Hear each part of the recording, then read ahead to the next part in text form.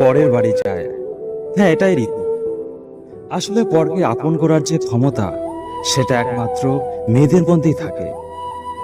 একটা বউয়ের জন্য পুরো পৃথিবীর সাপোর্টের প্রয়োজন পড়ে না, একমাত্র তার স্বামীর সাপোর্ট পেলেই যথেষ্ট।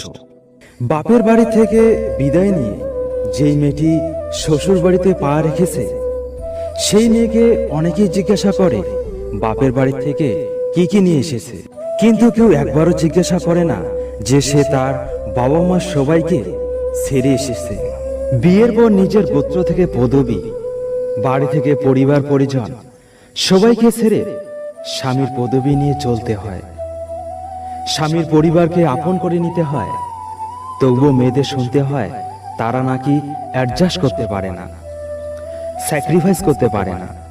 নিজের মেয়ে চালাক হওয়া গর্বের বিষয়, শ্বশুর বাড়িতে মানিয়ে নিতে পারবে, কিন্তু বউ চালাক হওয়াটা বিপজ্জনক, সংসার ভাঙবে।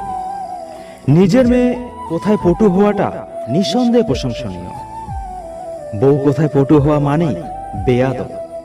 মেয়ে কথা কম বললে শান্তশিষ্ট, আর বউ কথা কম বললে একঘেয়ামি।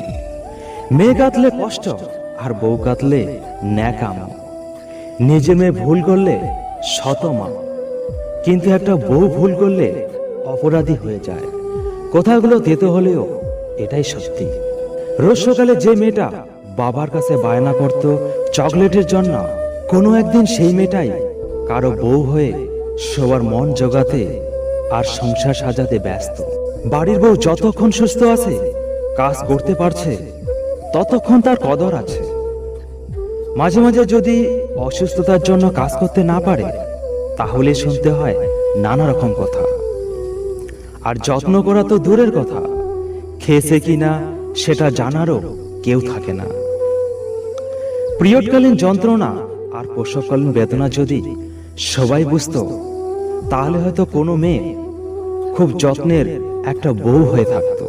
তাহলে বাবার রাজকন্যাও একদিন বাবার বাড়ির অতিথি হতো না। একজন স্ত্রী বা বউ হিসেবে তো ততটাই ভালো থাকে যতটা মানিয়ে নিতে পারে সে।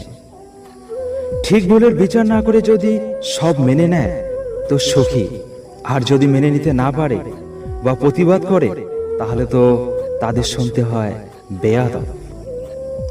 মুখে মুখে উত্তর দিলে বলবে দেখতে পারে না। বাড়ির বউ শত পরিশ্রম করলেও কেউ বলবে না কাজ করে ক্লান্ত হয়ে গেছো, একটু বিশ্রাম নাও। এই কথাটা শোনা হয়তো মেয়েদের কাছে ভাগ্যের ব্যাপার, পরই বিয়ে করা উচিত।